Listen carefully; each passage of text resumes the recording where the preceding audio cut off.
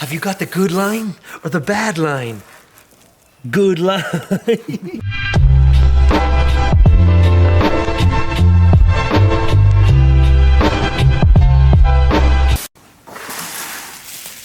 Nice Bomix Aero mirrors for an S13, new old stock Aero Type 2. It's cool that they came with the box as well.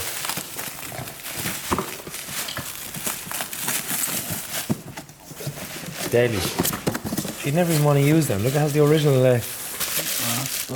Bomix alligator. Wow. That's what I'm saying though. Really, really cool mirrors, but totally useless.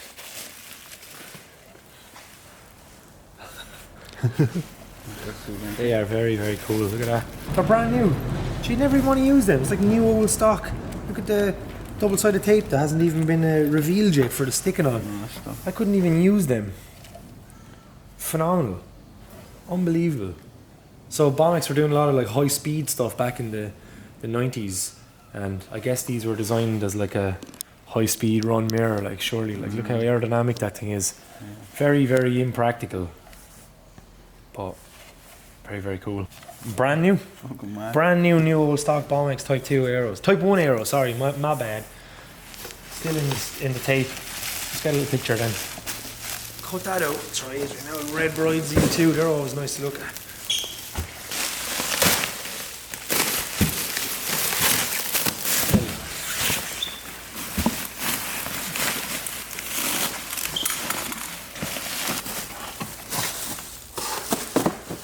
Deadly.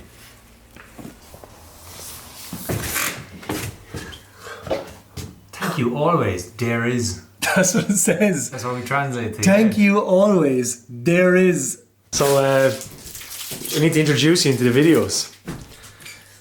Well. So I keep calling him my little brother, but he's actually taller than me. Hello. I'm taller than you. So yeah, my younger brother started working with us. I'll have to just start calling you my younger brother. Or brother. Yeah, or works. Just brother. Works is actually or Steven. Or Steven.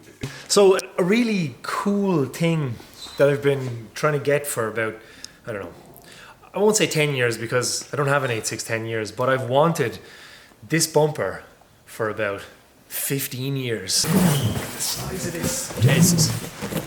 And it's not a BN Sports bumper. It is in fact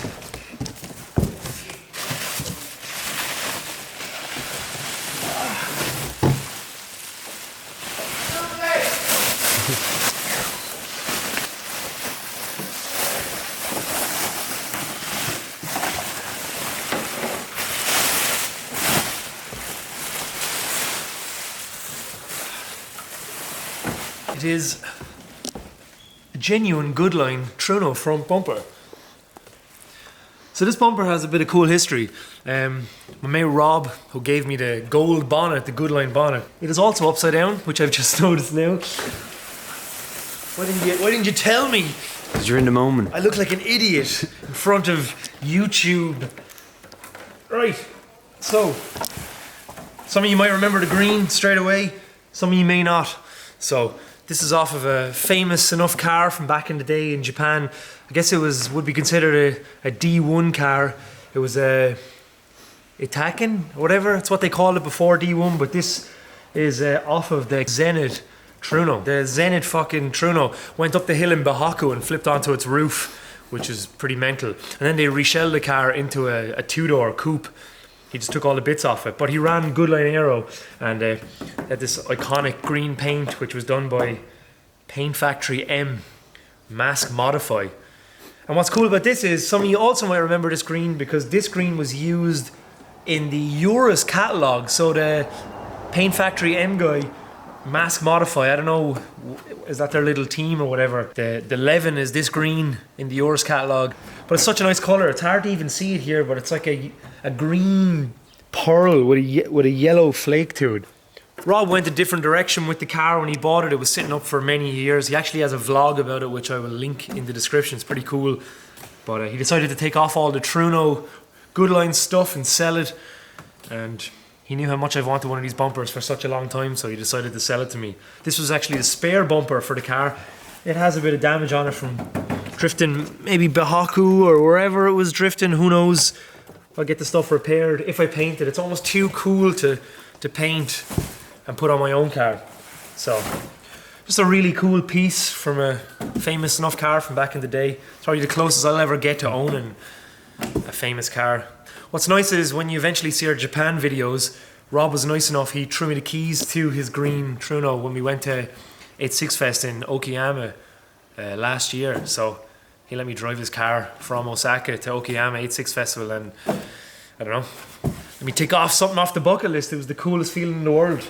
But I've been waiting for this bumper now for nearly, let's say, over a year and a half. I bought it off him, and then we tried to fit it in the van when we were in Japan, but it wouldn't fit. Only the bonnet would fit, and that came, wow, I think that bonnet came Christmas last year. So yeah, Jesus, I'm waiting nearly 2 years for this to arrive.